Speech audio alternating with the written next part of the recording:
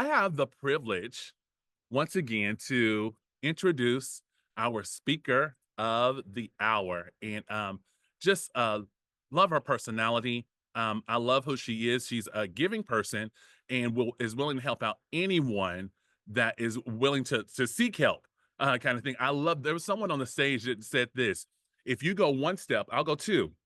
But if you go one step back, I'm gonna go two steps back. And I was like, I will adopt that into my language because that's exactly what it is, with that. We have also this is that she's very successful in the Northern California market, changing my language along with that. So thank you just for what you bring to the table. She has also trained on so many levels of stages here, not just virtually, but in person. I love to see her in person because you get to feel her energy. We still feel our energy here, but there's nothing like in person and feeling that same kind of energy that she gives here. She has been successful in multiple businesses. That's what makes her who she is, and she can just do this. I mean, top boom, like, hey, I can not just teach, but mentor many, many of people here. Let's see, what one more thing is she's reached one of the top positions here in our company within 3 years. She's a great light, and she's just a person you just love to just see show up here. And we're just thank you for that, and also showing us your lifestyle. That also, so I give to you Miss Keri Roeder.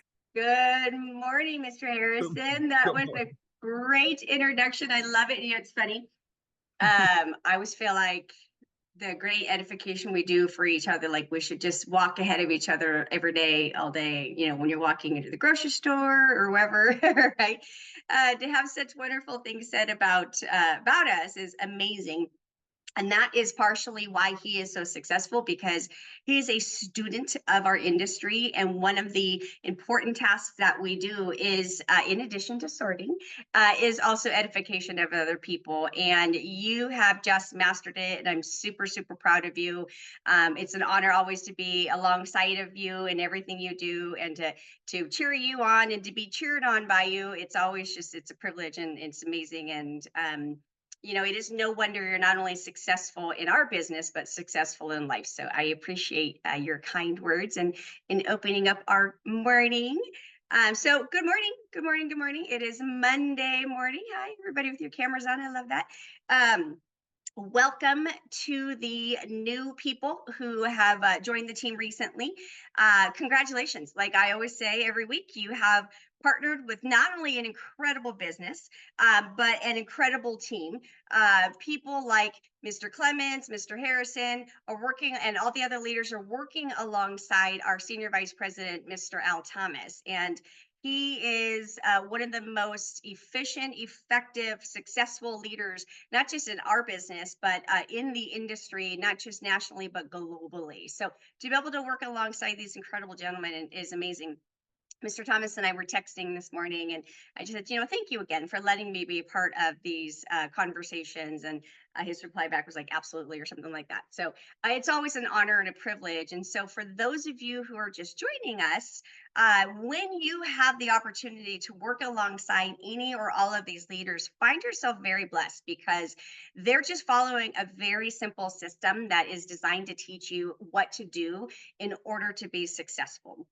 So, like I said, it's always an honor and a privilege. And my saying is about Mr. Thomas: don't take him for granted, take advantage of him, right? Use him as your biggest tool. Even if you're not working directly with him, but your leader is, they're just simply passing on the information, passing on the baton of how to be successful by helping other people be successful. So I'm going to kind of finish up wrapping up our conversation about recruiting. And it's funny, I was thinking about that phrase, and you never really wrap up talking about recruiting. Like, Mr. Harrison talked about that, like sorting and all that. So we're gonna talk about this forever, because this is what we do.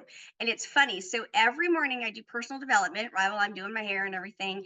And I watch YouTube, because I get on the Al Thomas official channel or on the All Things Business, right? And I watch a video. And so rudely I'm interrupted right in the middle of my personal development. And it was really funny.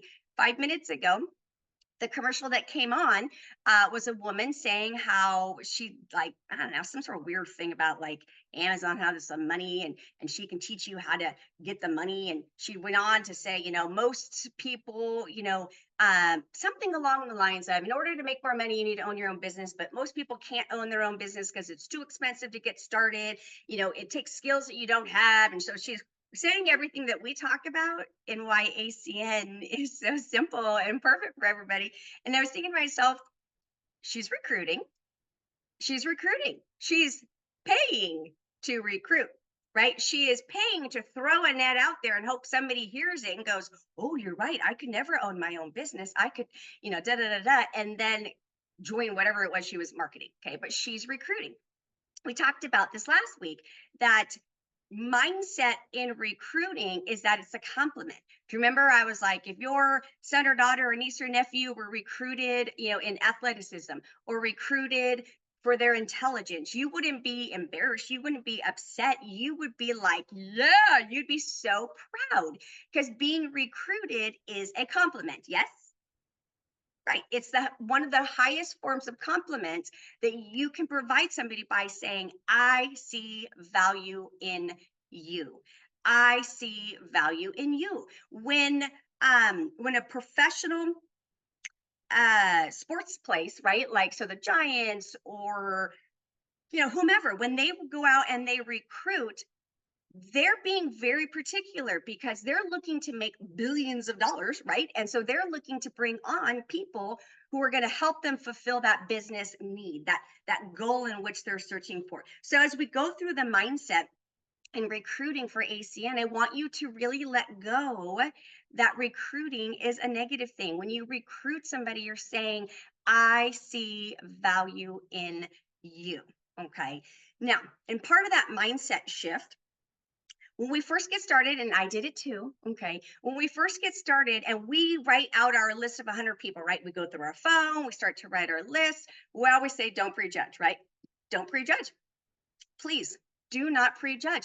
You have no idea what is happening in somebody else's life at the time in which you are recruiting them. I believe that God puts ACN in our path at the right time. It may not be the right time to get started, but it may be the right time to become a customer and be supported. It may be the right time to hear that we have other options. It may be the right time to hear it and wait a while to get started because timing has to be right for us. But I believe that we are a conduit to provide the ACN opportunity to other people, not knowing what's going on with them. Another time, I will give you the longer version of the story about my cousin. But ultimately, he saw the business 4 times before he got started and started calling my entire family. What he did not know is that while we owned those 4 businesses and we were successful, we had money, we lacked time. Okay. He didn't know that I was crying myself to sleep at night, wanting for our family life to be different. So when he made that call that night, I happened to be praying to my angels for something to change.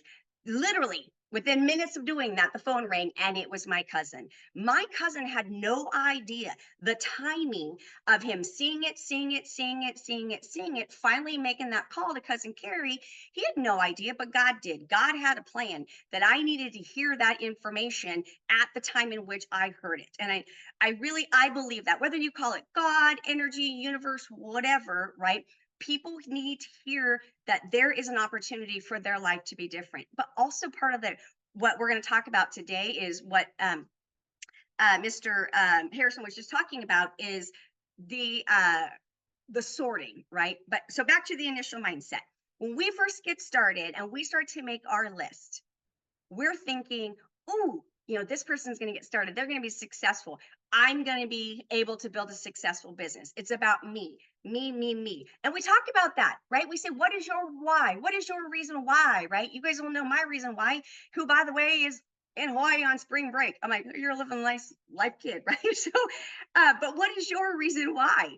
And so when we talk about that, it makes sense that when you go to start recruiting, you're thinking, me, me, me.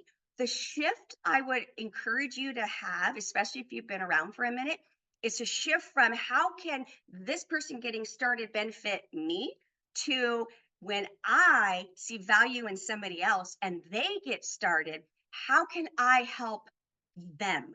How can I help them change their life? When my cousin Michael called me, I know he wasn't thinking, wow, how can I help cousin Keri change her life? Because he didn't know my life needed to be changed. Okay. He was thinking, wow, how can I have cousin Keri help me build a business where I can keep my wife at home? He was thinking me. But what he didn't know is that I needed this. So when we can make the shift from me to wow, when I help you get started and I help you make money, in by default, if you understand the compensation plan, by default, you have an opportunity to make money. Now, Mr. Douglas Wolf always says, why do you say opportunity?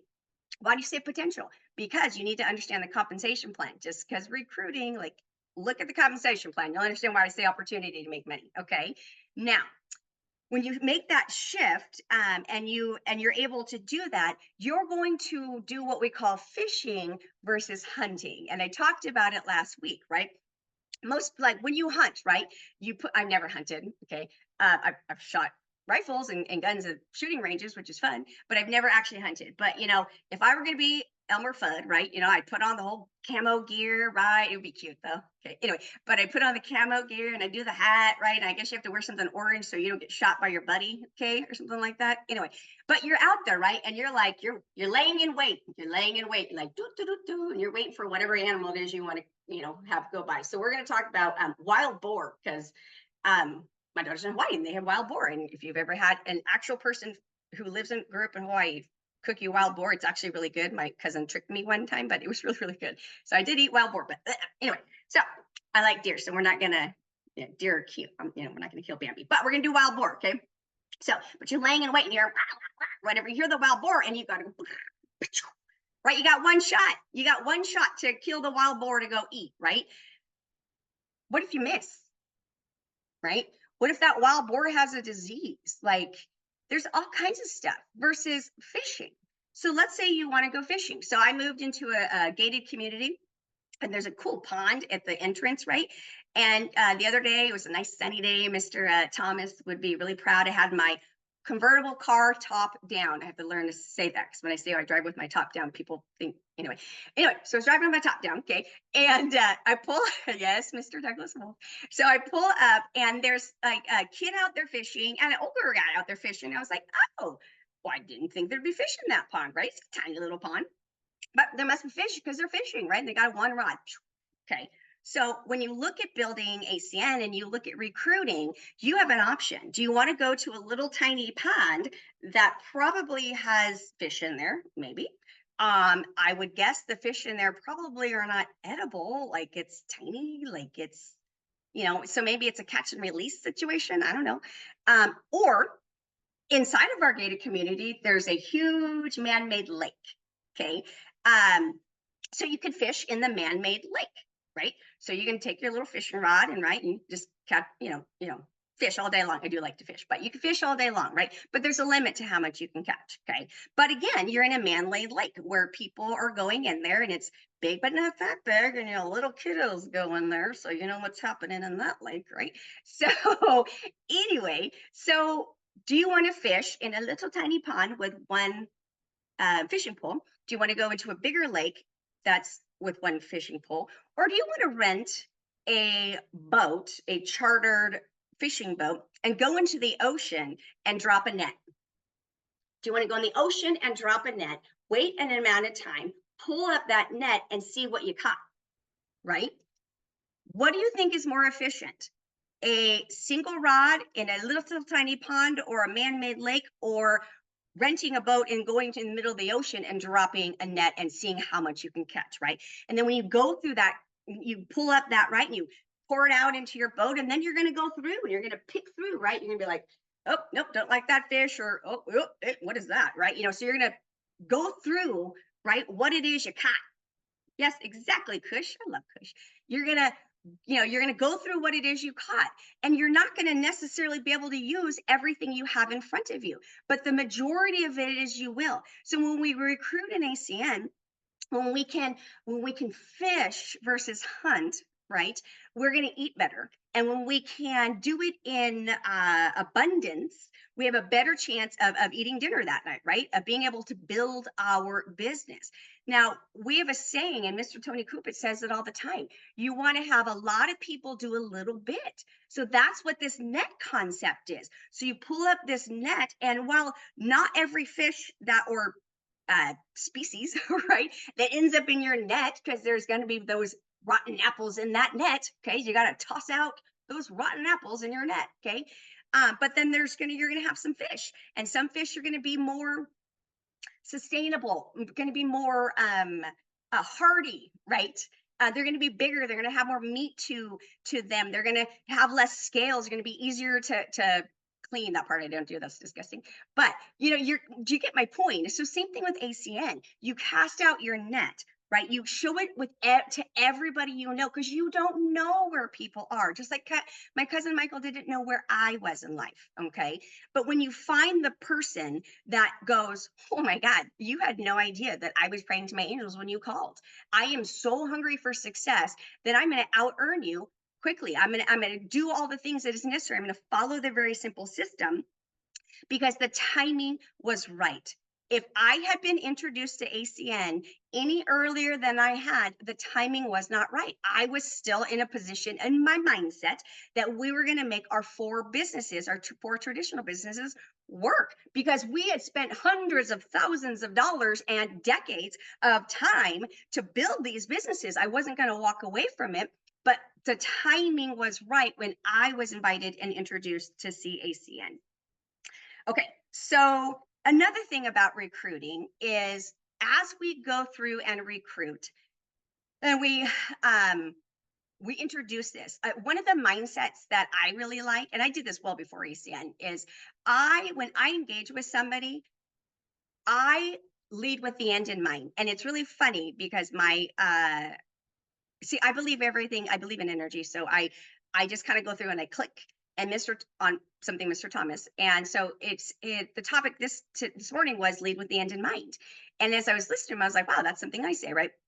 But one of the things I've always done is I've always wanted people to feel better about themselves when they leave me than when they showed up. Even if they were having the most fabulous, amazing, perfect day, I still want to do something that elevates them in some capacity. I was uh, Regional Vice President Platinum, Miss Renata was texting me right this weekend and this morning, and I replied back, and I said something really nice, about her and her success, and she threw it back, and so here we were going back and forth, right?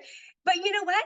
That made me feel great that I got an opportunity in a personal way to acknowledge to somebody incredibly successful that I appreciate them, and her response back clearly made her feel good about what I said because I said, I see value in you, right? So when you go to recruit, and we go to share ACN, yes, we want people to get started. Yes, we want people to become our customer if the timing's not right.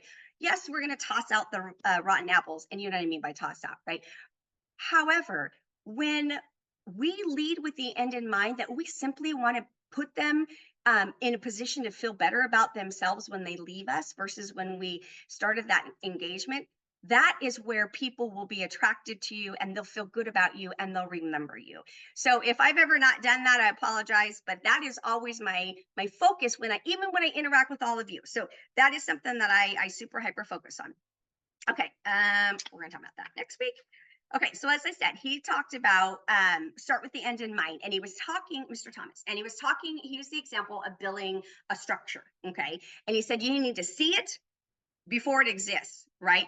So you see the end, and then you scratch it on paper, then you go to an architect, they do it up, you go to the planning department, blah blah blah, and then you hire a contractor, and then they start with the foundation, and then the right blah blah blah blah. So and then all of a sudden, 9 months, a year later, there's this beautiful structure that people go, wow, cool structure. And you're like, yeah, I saw it in my head, right?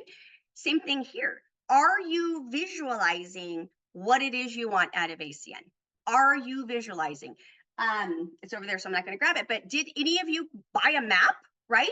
And put it on the dollar store board, right? And buy the pins? Are you visualizing that your business is going to span the United States? I just had a brilliant idea. Buy another map and take one map and put the pins, fill in as many pins as you can across the United States and up in Canada. Okay. And then have your other map be your reality map. As it happens, you could be like, oh, and you could take a pin from that city, from your vision map, and put it in your new map. I'm like, look at me. I'm brilliant in this moment. I love this. Okay. But like, seriously, build it, see it before you build it. I'm totally going to do that. Anyway, so are you visualizing? Are you seeing the end in mind? But here's one of the challenges I hear from people. They recruit people, somebody gets started and they go, yeah, right? We've talked about this before. They think that, so Jackie and Catherine, I'm going to use you both as examples. So they're not in ACN yet, right? And I recruit Jackie and I'm like, oh my God, Jackie, she's the one. Ooh, and then you lay all of your pressure on Jackie because Jackie's going to be help you be successful, and Jackie's going to be the one to take you to senior vice president. Well, as we've talked about, one person can't take you even to RVP, okay? Even to RD, okay? So, well, I guess you couldn't RD, but not RVP, okay? So, but your focus goes so much on the person you recruited that they might toast out for that reason, okay? Now, there's layers to what I'm saying here. If they toast out, is that your fault? No, we are responsible to people, but we're not responsible for people. When people toast themselves out, that's not on you. And here's how I know for a fact. And I love my cousin. If you ever watch these, I hope he knows I say these things lovingly to train so people can be successful. So when my cousin got started, he wasn't good. Right? He wasn't good.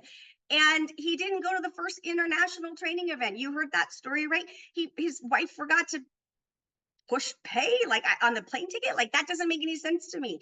But you know what? I did not use his rough start to determine my start and my success and my future. Matter of fact, I used his rough start to learn what not to do and what not and what to teach of what not to do so that you could be successful. And he ended up being successful for the window of time that he built ACN. Yay, right?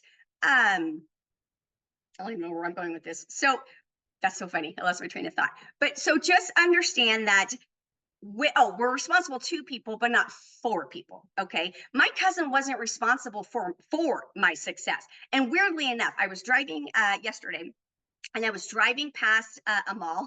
I drove past a mall. I drove past a mall, but I don't know, Catherine, but I remembered pulling into that mall in 2011 in January January 2011, and I pulled into the Macy's and I parked in my usual spot outside and the phone rang.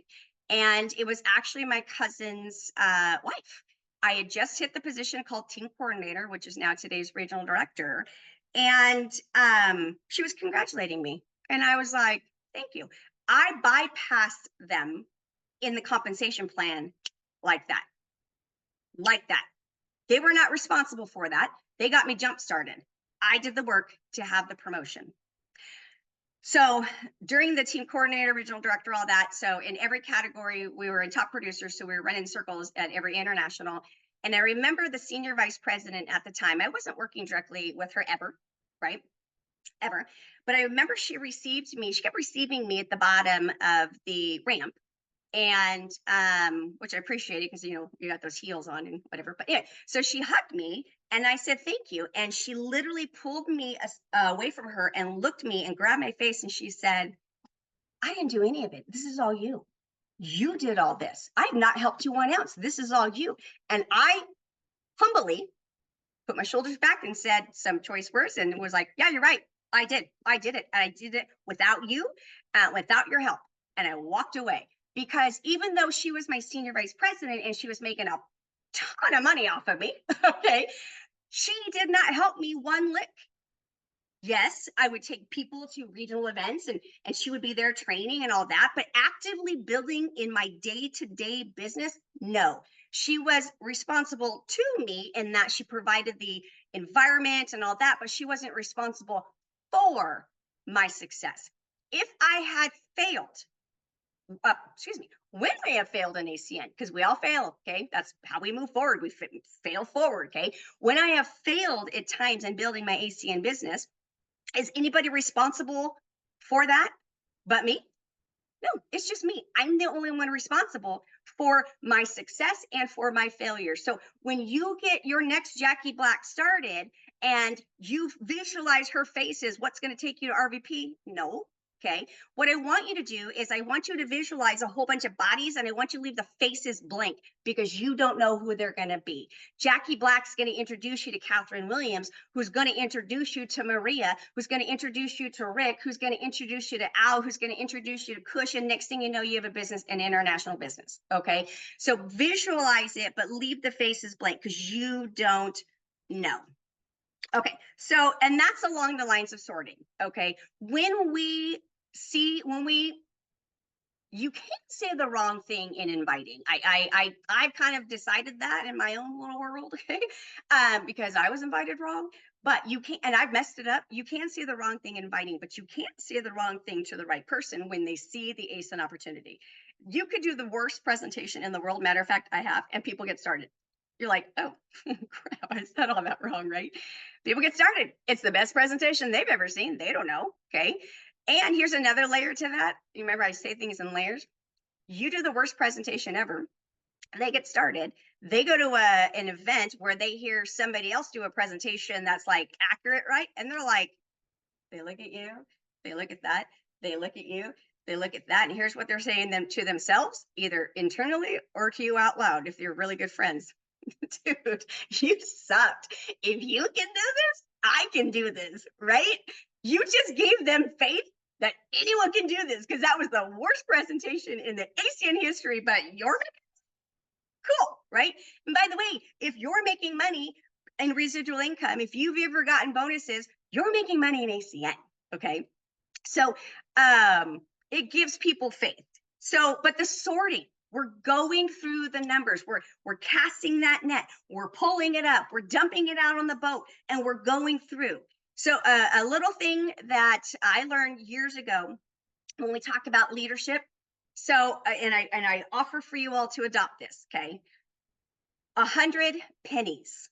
How many of you have heard this before? 100 pennies. I'm going to wrap it up with this. 100 pennies. Chris has, of course. Okay, 100 pennies. When you're teaching sorting, here's a good way to do it. You're going to tell the person, listen, it's like going through a jar of 100 pennies.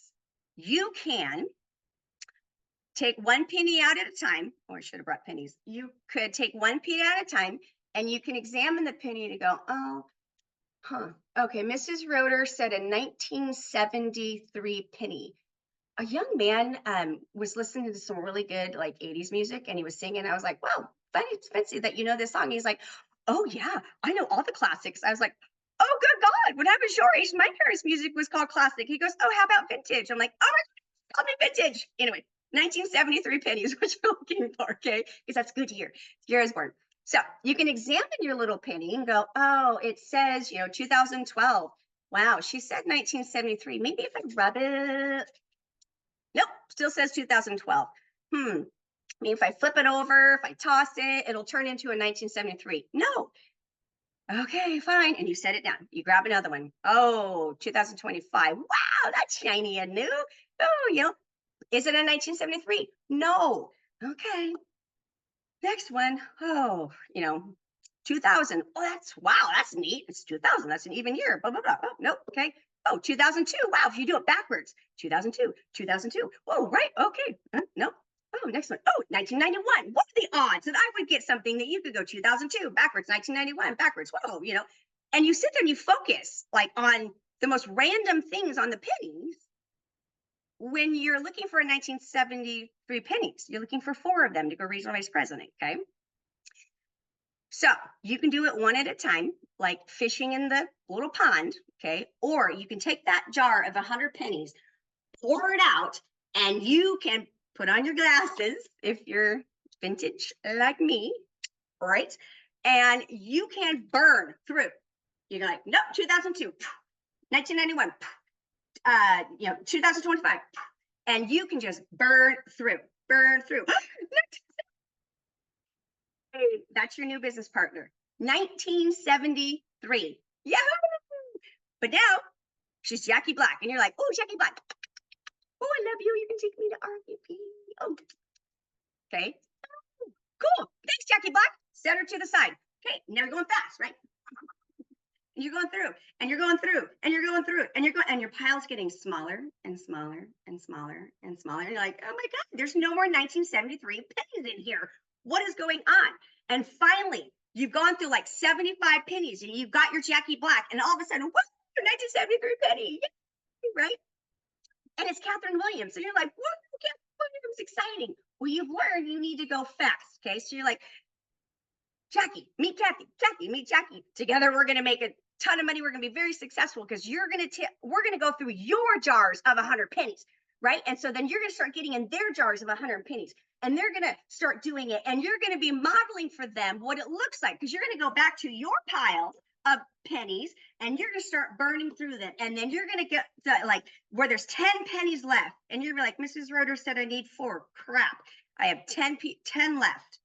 You have 1 or 2 choices at that point. Have you ever seen a structure that is halfway built and then you can tell that construction stopped, or 3/4 of the way built and construction stopped?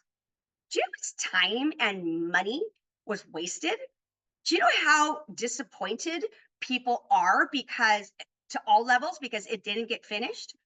When you stop going through your pennies to find your 4 1973 pennies that are going to help you go regional vice president, that's what you're doing. You're stopping construction on your build.